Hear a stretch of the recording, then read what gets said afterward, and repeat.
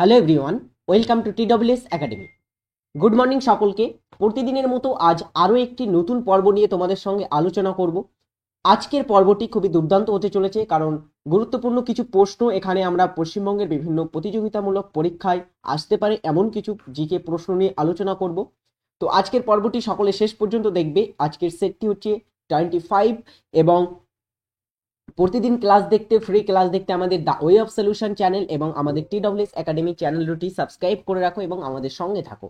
এবং আমাদের TWS academy অ্যাপে যদি যুক্ত হতে চাও, অবশ্যই তোমরা একবার চেক আউট করতে পারো সেটা। একবার তোমরা গুগল প্লে স্টোর থেকে ডাউনলোড করে দেখতে পারো। সেখানে কিন্তু বিভিন্ন তোমরা এরকম paid course, paid test, ebook প্রভৃতি কিন্তু বিভিন্ন ফিচার্স সেখানে তোমরা পাবে। তো আমরা প্রথম প্রশ্নের দিকে আসবো আজকের ক্লাসের। সেটা হচ্ছে কি? সেটা হচ্ছে রাজ্যসভার বিল, সরকার, সরি রাজ্যসভার বিল নয়, ভারত সরকারের অর্থ বিল পার্লামেন্টের কোন কক্ষে পেশ করা হয়? তো ভারত সরকার তিনি অর্থ বিল, ভারত সরকারের যে অর্থ বিল সেটা কোন কক্ষে পেশ করা হয়? তো অর্থ বিল সম্পর্কে কিন্তু বিভিন্ন প্রশ্ন হয় এখান থেকে, যেগুলো কমনলি প্রশ্ন থাকে সেগুলো কি? একটা হচ্ছে এই অর্থ বিল কোন কক্ষে পেশ করা হয়, অর্থ বিলের সম্পর্কে কোথায় বলা হয়েছে, অর্থ বিল কোথায় বলা হয়েছে, অর্থ বিল সম্পর্কে বলা হয়েছে 110 নম্বর ধারায় সংবিধানে। আর কিছু থাকে যে অর্থ বিল কে উত্থাপন করা বা অর্থ বিলের ক্ষেত্রে অনুমতি কার প্রয়োজন, অনুমতির প্রয়োজন হয় কার? সেটা হচ্ছে রাষ্ট্রপতির অনুমতির প্রয়োজন হয়। এবং এটা উত্থাপন করার ক্ষেত্রে বা এটা কোথায় উত্থাপন করা হয়, সেটা কোথায়? এটা উত্থাপন করা হয় কোথায়? সঠিক উত্তর হবে শুধুমাত্র লোকসভায় এটাকে উত্থাপন করা যায়। ওকে, নেক্সট দেখো। আচ্ছা, আর আরেকটা প্রশ্ন এখান থেকে যাকে, যে কোনো বিল অর্থ বিল কিনা এই বিষয়ে চূড়ান্ত সিদ্ধান্ত কার থাকে? কার থাকে? স্পিকারের থাকে চূড়ান্ত সিদ্ধান্ত যে কোনো বিল অর্থ বিল কিনা। ওকে, নেক্সট। মিলার ও উরের পরীক্ষায় উপজাত পদার্থ রূপে কি পাওয়া গেছিল? তো মিলার ও উরের পরীক্ষা তোমরা যদি না জেনে থাকো, মিলার উরে দুজন ছিল শিকাগো, তোমার হচ্ছে আমেরিকার তোমার শিকাগো বিশ্ববিদ্যালয়ের কিন্তু প্রফেসর। তো তারা দুজন মিলে 1952 সালে একটি কিন্তু তোমাদের একটা পরীক্ষা সম্পাদিত করেছিল, সেটাকে মিলার উরের পরীক্ষা বলা হয়। তো এই পরীক্ষাটি পরবর্তী সময়ে তোমার খুবই গুরুত্বপূর্ণ হয়ে দাঁড়ায়। সেই পরীক্ষায় উপজাত পদার্থ হিসাবে কি পাওয়া গেছিল? সেটা হচ্ছে অ্যামাইনো অ্যাসিড পাওয়া যায়। পরের প্রশ্ন, ড্যাশ উত্তর পূর্ব ভারতের একটি উপজাতি। কোনটি? উত্তর পূর্ব ভারত, অর্থাৎ যে সমস্ত উত্তর পূর্ব ভারতের রাজ্যগুলি আছে সেই রাজ্যগুলির মধ্যে কোন উপজাতিরা বসবাস করে? ওরাও, চেঞ্চু, অঙ্গমি, ইরুলা। তো দেখো, উপজাতিগুলোর যদি নাম দেখা হয় তাহলে কিন্তু এগুলি দেখে মনে হচ্ছে কি এইগুলি হচ্ছে তোমার উত্তর পূর্ব ভারতের অঞ্চলের নাম, খুবই কনফিউজিং মনে হবে। কিন্তু দেখো, ওরাও উপজাতি, এটা বসবাস করে কোথায়? এরা বসবাস করে প্রধানত মধ্য ভারতে, মধ্য ভারতে, বিহার, ঝাড়খণ্ড, মধ্যপ্রদেশ এবং ছত্তিশগড়, এই সমস্ত রাজ্যে, পশ্চিমবঙ্গেরও কিন্তু কিছু কিছু অংশে ওরাও উপজাতিরা বসবাস করে। ঠিক আছে, মধ্য পূর্ব ভারত আমরা এখানে লিখব। তারপরে দেখো, চেঞ্চু উপজাতি, চেঞ্চু উপজাতিরা বসবাস করে কোথায়?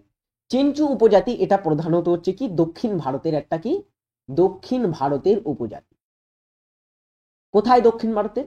অন্ধ্র, তেলেঙ্গানা, ওড়িশার কিছু অংশে কিন্তু বসবাস করে চেঞ্চু উপজাতি।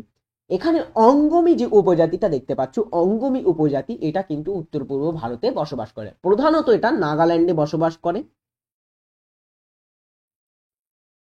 নাগাল্যান্ডের কিন্তু অন্যতম একটি প্রধান উপজাতি।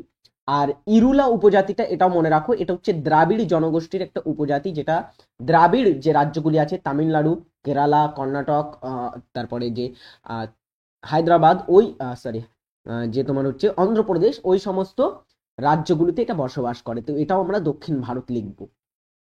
তো এখানে সঠিক উত্তর হবে কোনটি? অঙ্গমি উপজাতি, এটা কিন্তু উত্তর পূর্ব ভারতে বসবাস করে। পরবর্তী প্রশ্ন, মেট্রোপলিটন ইনস্টিটিউট কবে স্থাপিত হয়? মেট্রোপলিটন ইনস্টিটিউটে কবে স্থাপিত হয়েছিল বলো? এই মেট্রোপলিটন ইনস্টিটিউট বর্তমানে কিন্তু নেই, বা আছে কিন্তু এটার একটা নতুন নাম আছে। নতুন নামটা কি? নতুন নামটা আমরা বলছি, তার আগে তোমরা অ্যান্সার করো, মেট্রোপলিটন ইনস্টিটিউটটা কবে স্থাপিত হয়? বলে ফেলো। অ্যান্সার হবে কবে? মেট্রোপলিটন ইনস্টিটিউট এটা তোমার এস্টাবলিশ হয়েছিল কবে? 1872 সালে। এবং এটার কে স্থাপন করেছিল? স্থাপন করেন কে? এটাও একটা প্রশ্ন থাকে। কে করেন? ঈশ্বরচন্দ্র বিদ্যাসাগর। তিনি কিন্তু ভারতে শিক্ষা প্রসার, বিশেষ করে নারী শিক্ষার প্রসারের ক্ষেত্রে কিন্তু বিশেষভাবে উদ্যোগী ছিলেন।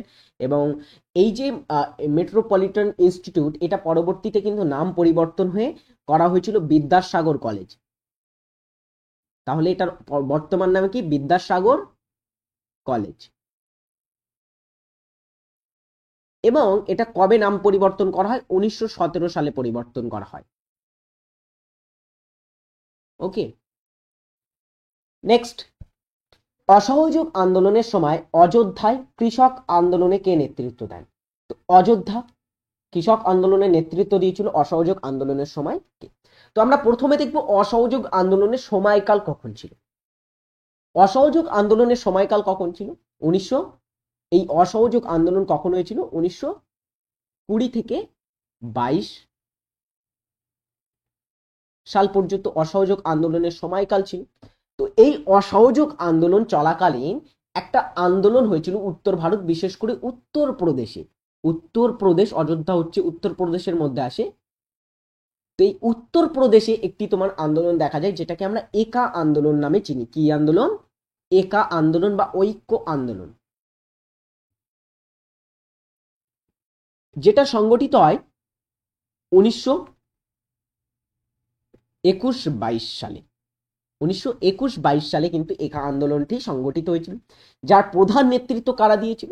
মাদারি পাসি, তিনি ছিলেন এই আন্দোলনের কিন্তু প্রধান নেতৃত্বে। এই আন্দোলনটি খিলাফত আন্দোলন এবং অসহযোগ আন্দোলনের কিন্তু সমকালীন আন্দোলন ছিল। ওকে, তো অ্যান্সার হবে অপশন সি।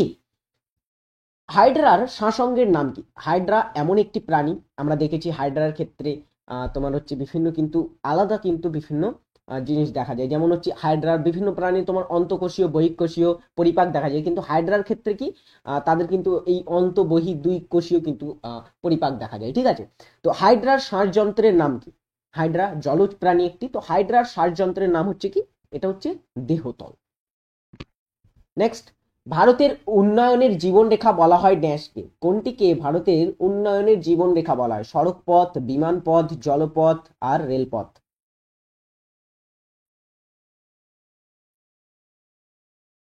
উন্নয়নের জীবনরেখা নামে পরিচিত কোনটি? সেটা হবে অপশন সি, জলপথকে বলা হয় ভারতের উন্নয়নের জীবনরেখা। To India my native land কে রচনা করেন?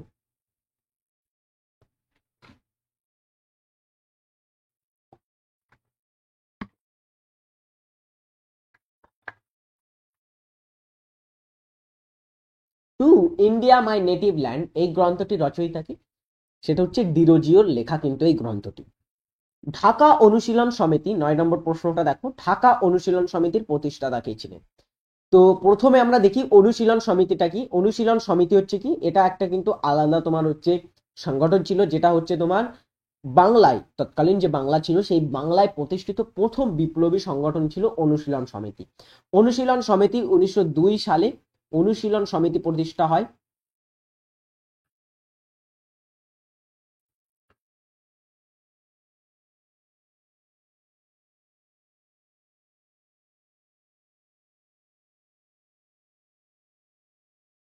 ওকে, তো কারা বলতো প্রতিষ্ঠা করেছিল অনুশীলন সমিতি? অনুশীলন সমিতির প্রতিষ্ঠাতা ছিল কারা? প্রমথনাথ মিত্র, প্রমথনাথ মিত্র এবং আরেকটি থাকে তোমার হচ্ছে সতীশচন্দ্র বসুর নামও থাকে। তো এই দুটির মধ্যে কিন্তু একটু তোমার হচ্ছে মতান্তর আছে। তো এখানে যেটা অ্যান্সার থাকবে বা যেটা অপশানে থাকবে সেটা অ্যান্সার করতে পারো, কিন্তু এখানে সতীশচন্দ্র বসুটা কিন্তু একটু বেশি তোমার হচ্ছে ফেমাস। ওকে, তো এই সতীশচন্দ্র বসু, প্রমথনাথ মিত্র ছিলেন প্রথম সভাপতি অনুশীলন সমিতি, এটা কিন্তু ছিল। আর প্রতিষ্ঠাদের কথা বললে তাহলে দুজনেই কিন্তু ছিল প্রতিষ্ঠার পিছনে, এবং বারীন্দ্র কুমার ঘোষ এবং আরো অনেকে কিন্তু ছিল এই দলটি প্রতিষ্ঠার পিছনে। পরবর্তীতে বারীন্দ্র কুমার ঘোষ 1906 সালে একটা আলাদা দল তৈরি করে, যুগান্তর দল, মতবিরোধ দেখা দিলে। এবং আর এই পুলিন বিহারী দাস তিনি ঢাকাতে একটা অনুশীলন সমিতি গঠন করেন, ঢাকা অনুশীলন সমিতি, যেটা স্থাপন হয়েছিল 1905 সালে স্থাপন হয়। ঢাকা অনুশীলন সমিতি প্রতিষ্ঠা করেছিলেন পুলিন বিহারী দাস। পণ্য ও পরিষেবা কর বা জিএসটি কাউন্সিলের প্রথম সভাপতি কে ছিলেন? তো জিএসটি কাউন্সিলের প্রথম সভাপতি কে ছিলেন বলো? জিএসটি কাউন্সিলের সভাপতি কে হন? জিএসটি কাউন্সিলের সভাপতি হয়ে থাকেন কেন্দ্রীয় অর্থমন্ত্রী। তো তৎকালীন সময় কে অর্থমন্ত্রী ছিল জিএসটি তৎকালীন ভারতের? সেটা হচ্ছে অরুণ জেটলির সময় এটা ইন্ট্রোডিউস করা হয়েছিল। তো অপশন সি হবে, অরুণ জেটলি প্রথম কাউন্সিলের সভাপতি হন। আর বর্তমান তাহলে কে হবে? বর্তমান সভাপতিকে নির্মলা সীতারামন। বর্তমান চেয়ারম্যান জিএসটি কাউন্সিল। ভারতের মৃত্তিকা গবেষণাগার কোথায় অবস্থিত? ভারতের মৃত্তিকা গবেষণাগারটি কোথায় অবস্থিত? ভেবে চিন্তে অ্যান্সার করো, ঠিক আছে?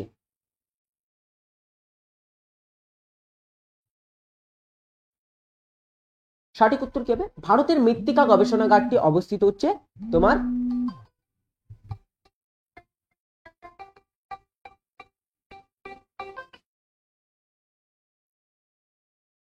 দেখো, ভারতের মৃত্তিকা গবেষণাগার অবস্থিত সেটা হচ্ছে ভোপালে অবস্থিত ভারতের মৃত্তিকা গবেষণাগার।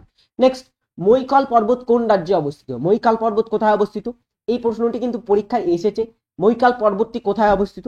দেখো, মৈকাল পর্বত এটা হচ্ছে তোমার বিন্ধ্য পর্বতের কিন্তু একটা অংশ। তো এই মৈকাল পর্বতটি কোথায় অবস্থিত?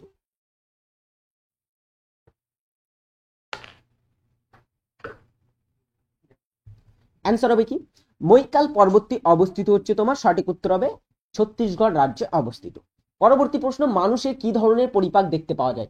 আচ্ছা, একটু আগে আমি তোমাদের বলছিলাম হাইড্রার ক্ষেত্রে অন্তঃকোষীয় বহিঃকোষীয় উভয় ধরনের কিন্তু পরিপাক দেখা যায়। তো মানুষের ক্ষেত্রে কি ধরনের পরিপাক দেখা যায়? অন্তঃকোষীয় পরিপাক। যে সমস্ত প্রাণীর কোষের অভ্যন্তরে পরিপাক হয় সেগুলোকে বলা হয় অন্তঃকোষীয় পরিপাক। এটা মূলত কিন্তু অনুন্নত জীবদেহে দেখা যায়, যেমন হচ্ছে অ্যামিবা, স্পঞ্জ, তারপরে যে সমস্ত যে প্রাণীগুলি আছে তাদের দেহে দেখা যায়। বহিঃকোষীয় ক্ষেত্রে উন্নত যাদের সেল তাদের ক্ষেত্রে কিন্তু এই বহিঃকোষীয় পরিপাক দেখা যায়, যেমন হচ্ছে মানুষ, আরশোলা, ব্যাঙ প্রভৃতি হচ্ছে কিন্তু বহিঃকোষীয় পরিপাক দেখা যায়। আর অন্ত এবং বহি দুটোই দেখা যায় কাদের ক্ষেত্রে? সেটা হচ্ছে হাইড্রার ক্ষেত্রে কিন্তু এই দুটোই দেখা যায়, ঠিক আছে? এটা একটু নোট করে রাখবে সকলে। তো এখানে সঠিক উত্তর হবে বহিঃকোষীয় পরিপাক দেখা যায় মানুষের ক্ষেত্রে। ফিয়র্ড এর দেশ বলা হয় কাকে? তো ফিয়র্ডের দেশ কাকে বলা হয়? ফিয়র্ড জিনিসটা কি? ফিয়র্ড হচ্ছে কি? এটা হচ্ছে একটা ভূমিরূপ। কি কি ধরনের ভূমিরূপ? হিমাবহ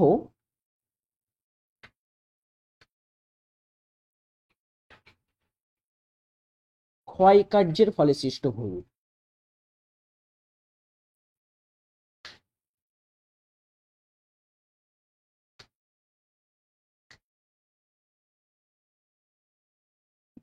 ওকে, তো এই ফিয়র্ডটা কি? ফিয়র্ড জিনিসটা হচ্ছে যখন একটা হিমবাহ কি করে, ক্ষয়কার্য করে, তলদেশীয় ক্ষয়কার্য করতে করতে তারা সমুদ্রের ঠিক কাছে, সমুদ্রের উপকূলীয় অঞ্চলে খুব গভীর একটা উপত্যকার সৃষ্টি করে, সেখান থেকে আবার সেটা কিন্তু সমুদ্রে মিশে যায়, সেটাকে বলা হয়ে থাকে মূলত ফিয়র্ড। তো এমন দেখা যায় কোথায়? স্ক্যান্ডিনেভিয়ার দেশগুলিতে প্রধানত দেখা যায়, যেমন হচ্ছে নরওয়ে, ফিনল্যান্ড, সুইডেনে দেখা যায়। কিন্তু ফিয়র্ডের দেশ নামে পরিচিত সেটা হচ্ছে নরওয়ে, হচ্ছে ফিয়র্ডের দেশ নামে পরিচিত। নরওয়ে একটা স্ক্যান্ডিনেভিয়ার দেশ, তো সেটা হচ্ছে ফিয়র্ডের দেশ নামে পরিচিত। আর নরওয়ের একটা ফিয়র্ড আছে যেটাকে আমরা সোজেন ফিয়র্ড নামে চিনি। সোজনে ফিয়র্ড পৃথিবীর গভীরতম ফিয়র্ড। কোথায় অবস্থিত এটা? নরওয়েতে। ওকে, তো আসলে এটা কি? এটা হচ্ছে হিমবাহ সৃষ্ট কিন্তু গ্রীখা বা হিমবাহ সৃষ্ট উপত্যকা। নেক্সট, কম্পাউন্ড মাইক্রোস্কোপের ক্ষেত্রে কোন বৈশিষ্ট্যটি সত্য? কম্পাউন্ড মাইক্রোস্কোপের ক্ষেত্রে কোনটি সত্য? দুটি লেন্স বর্তমান, অতিবেগুনি রশ্মির প্রয়োজন হয় এক্ষেত্রে, শুধুমাত্র মৃত জীব দেখার জন্য ব্যবহৃত হয়, বৃহৎ জায়গার প্রয়োজন। তো কম্পাউন্ড মাইক্রোস্কোপের ক্ষেত্রে কোন তথ্যটি সঠিক? সেটা হচ্ছে এক্ষেত্রে দুটি লেন্সের বর্তমান, এটাতে কিন্তু দুটি লেন্স থাকে। লোদি রাজবংশের প্রতিষ্ঠাতা কে ছিল? তো লোদি রাজবংশ, যে লোদি রাজবংশটা দিল্লিতে 1451 থেকে 1526 সাল পর্যন্ত কিন্তু শাসন করেছিল। 1451 সালে এই তোমার হচ্ছে লোদি বংশের প্রতিষ্ঠা হয়েছিল। লোদিরা ছিল কোথাকার বাসিন্দা? লোদিরা ছিল আফগান। লোদিরা হচ্ছে আফগান। একটা প্রশ্ন এখান থেকে থাকে যে দিল্লি সুলতানের শেষ বংশ কোনটা ছিল? দিল্লি সুলতানের শেষ বংশ ছিল লোদি বংশ, এবং এই লোদি বংশের যিনি প্রতিষ্ঠাতা ছিলেন তিনি হচ্ছেন বহুলুল লোদি ছিলেন লোদি বংশের প্রতিষ্ঠাতা। তিনি 1451 সালে লোদি বংশের প্রতিষ্ঠা করেছিলেন। তার পরবর্তী শাসক ছিলেন তোমার সিকেন্দার শাহ লোদি, যিনি ছিলেন লোদি বংশের শ্রেষ্ঠ শাসক। এবং ইব্রাহিম লোদি 1526-এ পানিপথের যুদ্ধ, যেখানে তাকে বাবর পরাজিত করেন, তাকে এই বাবরকে কিন্তু আবার এই ভারত আক্রমণে যিনি আবেদন জানিয়েছিলেন তিনি হচ্ছেন এই দৌলত খান লোদি। তো এই ইব্রাহিম লোদি তিনি 1526 সালে ছিলেন এবং 26 সাল পর্যন্ত ছিলেন এবং শেষ শাসক, ঠিক আছে, এই লোদি বংশে। নেক্সট, রসিক বিল হ্রদ কোথায় অবস্থিত? রসিক বিল হ্রদটি কোথায় অবস্থিত? উত্তর দিনাজপুর, পূর্ব মেদিনীপুর, কোচবিহার, মুর্শিদাবাদ। আচ্ছা, কে কোথা থেকে ক্লাস দেখছো সকলে একবার কমেন্টে জানাবে কে কোথা থেকে ক্লাস দেখছো। আর যারা ক্লাস দেখছো তাদের সকলকে বলবো ক্লাসে একটি করে লাইক করে দেবে ক্লাসটি ভালো লাগলে। রসিক বিল হ্রদটি কোথায় অবস্থিত? এটা অবস্থিত কোচবিহার ডিস্ট্রিক্টে। শকরা কোন অঞ্চলের বাসিন্দা ছিল? এটা কিন্তু একটু তোমার কনফিউজিং প্রশ্ন, কিন্তু এখানে শকরা কোন অঞ্চলের বাসিন্দা ছিল এটা ডব্লিউবিসিএস এর পরীক্ষায় এসেছিল, তো সেখানকার দেওয়া উত্তরই কিন্তু আমরা এখানে গ্রহণ করব। কারণ শকরা কোথাকার বাসিন্দা ছিল এটা নিয়ে কিন্তু বিভিন্ন লোকেরা বিভিন্ন কিন্তু মতবাদ দিয়েছেন। কেউ বলে এরা কিন্তু ছিল তোমার হচ্ছে রাশিয়ার বাসিন্দা, কেউ বলে তোমার হচ্ছে এরা ছিল উত্তর পূর্ব অঞ্চলের বাসিন্দা, কেউ বলতো এটা চীনের বাসিন্দা, কেউ বলতো ইউরোপের বাসিন্দা। তো শকরা প্রধানত কোথাকার বাসিন্দা ছিল? এটা মূলত বেশিরভাগ ঐতিহাসিকগণ যেটা বলেছে এবং যেটা পরীক্ষায় উত্তর নেওয়া হচ্ছে সেটা হচ্ছে কোথায়, শকরা হচ্ছে মধ্য এশিয়ার বাসিন্দা ছিল। তো অ্যান্সার হবে এখানে অপশন বি, শক সিথিয়ান যারা ছিল তারা ছিল মধ্য এশিয়ার বাসিন্দা। আচ্ছা, শক রাজাদের যখন আমরা নিয়ে পড়ি তখন রুদ্র দমনের নামটা কিন্তু আমরা প্রথমেই পড়ি। রুদ্র দমন কে ছিলেন? রুদ্র দমন তিনি ছিলেন সব থেকে কিন্তু শ্রেষ্ঠ, সবচেয়ে কিন্তু প্রতিষ্ঠিত, তার নামটা কিন্তু সবচেয়ে আলোচিত হয় রুদ্র দমনের নাম, কারণ তার নামটা আমরা জানতে পারি জুনাগড় লিপি থেকে। এই নামটা একটু মনে রাখো, জুনাগড় লিপি, যেটা থেকে জুনাগড় লিপি, এটা থেকে আমরা রুদ্র দমনের সম্পর্কে জানতে পারি। ওকে, নেক্সট দেখো, ইউনিয়ন পাবলিক সার্ভিস কমিশন এর সদস্যদের কার্যকালের মেয়াদ কত বছর? ইউনিয়ন পাবলিক সার্ভিস কমিশনের সদস্যদের কার্যকালের মেয়াদ কত বছর?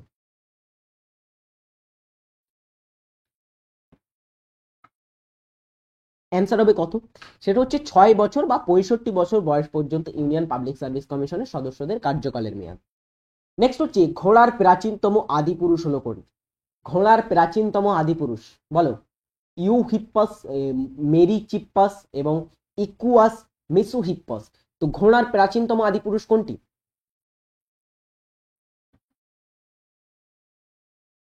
অ্যান্সার হবে কি? ঘোড়ার প্রাচীনতম আদি পুরুষের নাম কি?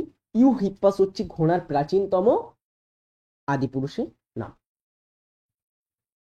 একটা হোমওয়ার্ক তোমাদের আজকের হোমওয়ার্ক যেটা দেওয়া থাকবে সেটা হচ্ছে কি, সুলতান মাহমুদ মোট কতবার ভারত আক্রমণ করেন? অনেক সহজ প্রশ্ন, তোমরা অনেকবার পড়েছো, তো সকলে যতজন ক্লাস দেখছো সকলে কিন্তু কমেন্টে জানিয়ে যাবে এই প্রশ্নটির উত্তর, যে সুলতান মাহমুদ কতবার ভারত আক্রমণ করেছেন তার জীবনে।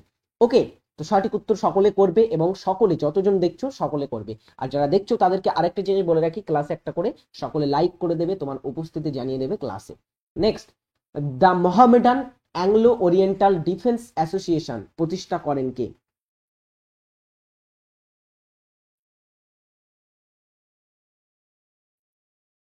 বলো।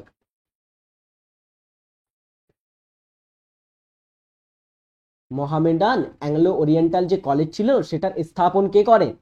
সেটা সঠিক উত্তর হবে কে? Option A, sir Syed Ahmed Khan. তিনি এই মোহামেডান অ্যাংলো ওরিয়েন্টাল কলেজটার স্থাপন করেন 1875 সালে এবং এইটা পরবর্তী সময়ে নাম পরিবর্তন হয়, 1920 সালে এটার নাম পরিবর্তন করা হয় এবং বর্তমানে এটার কি নাম করা হয়েছে বলতো? 20 সালের পরে এটার নাম হচ্ছে কি আলিগড় মুসলিম বিশ্ববিদ্যালয়।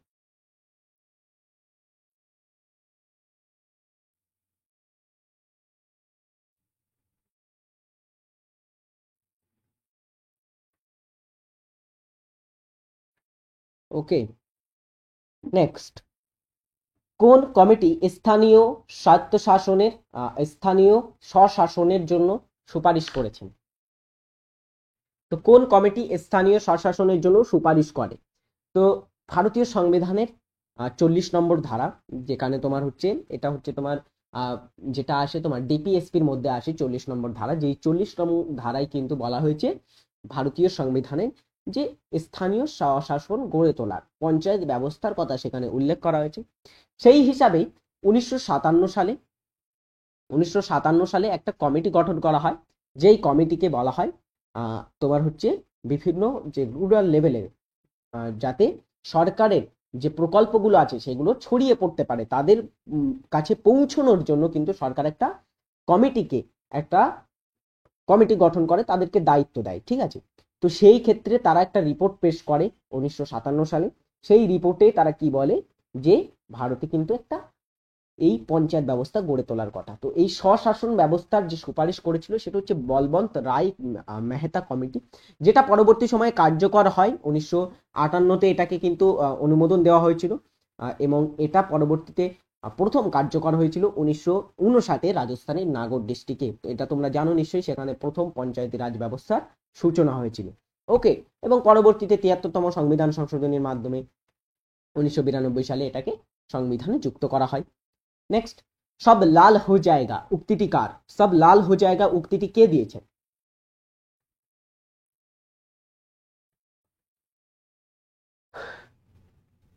সব লাল হো জায়গা উক্তিটি কার? এই উক্তিটি হচ্ছে মহারাজ রঞ্জিত সিং এর উক্তি। রঞ্জিত সিং কে ছিলেন? রঞ্জিত সিং ছিলেন প্রথম যিনি শেখ শিখ, প্রথম শিখ কিন্তু মহারাজ ছিলেন রঞ্জিত সিং। তিনি প্রথম শিখ সাম্রাজ্যের প্রতিষ্ঠা করেন।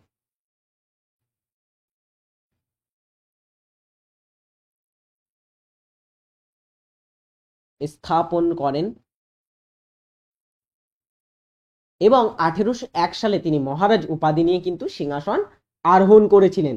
ওকে, আর পরবর্তীতে তিনি তার রাজধানী লাহোরে স্থাপন করেন। তার রাজধানী ছিল লাহোর এবং এই সব লাল হো জায়গা উক্তিটিও কিন্তু তার ছিল। নেক্সট, পৃথিবীর ছাদ বলা হয় কোন মালভূমিকে? কোন মালভূমিকে পৃথিবীর ছাদ বলা হয়? সহজ প্রশ্ন, সকলে অ্যান্সার করো। পৃথিবীর ছাদ বলা হয় কোন মালভূমিকে? সেটা হচ্ছে সঠিক উত্তর হবে অপশন বি, পামির মালভূমিকে বলা হয় পৃথিবীর ছাদ।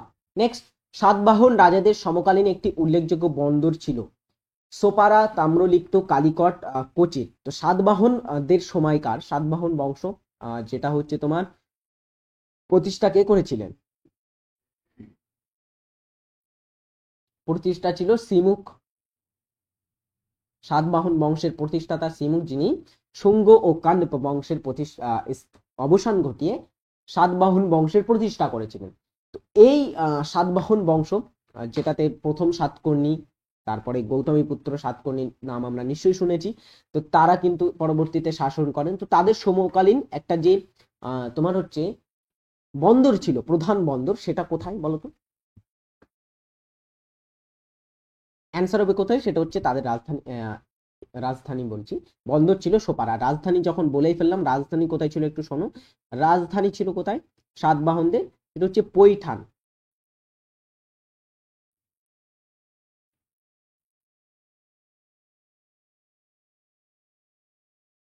পৈঠান ছিল তাদের রাজধানী। নেক্সট প্রশ্নে, ক্যাম্প নু স্টেডিয়াম যে খেলার জন্য বিখ্যাত, ক্যাম্প নু স্টেডিয়ামটা কোন খেলার জন্য বিখ্যাত?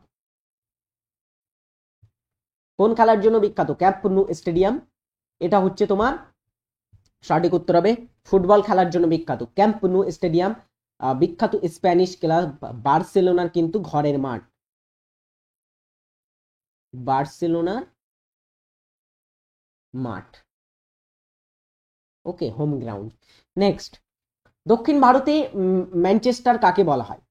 পরের প্রশ্নটা হচ্ছে দক্ষিণ ভারতের ম্যানচেস্টার কাকে বলা হয়? অ্যান্সার হবে কি? সহজ প্রশ্ন, অ্যান্সার হবে কোয়েম্বাটোরকে বলা হয় দক্ষিণ ভারতের ম্যানচেস্টার। পুরাতন প্রস্তর যুগে মানুষের প্রধান জীবিকা কি ছিল? তো পুরাতন প্রস্তর যুগে মানুষের জীবিকা কি ছিল? প্রস্তর যুগকে আমরা প্রধানত তিনটি ভাগে ভাগ করি। একটি হচ্ছে কি পুরাতন প্রস্তর যুগ, মধ্য প্রস্তর যুগ, আরেকটি হচ্ছে তোমার হচ্ছে নব্য প্রস্তর যুগ। পুরাতন প্রস্তর যুগে মানুষ কি করত? প্রধানত সেখানে মানুষ ছড়িয়ে ছিটিয়ে বসবাস করত প্রধানত তারা।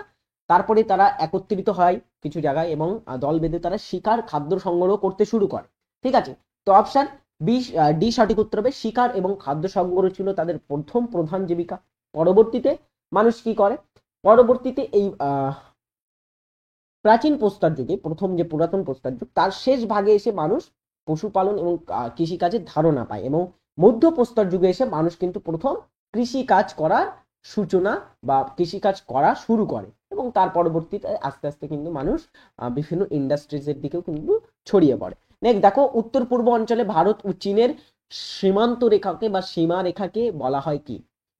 Radcliffe line, McMahon line, Durand line, Siegfried line. তো সঠিক উত্তর হবে কি?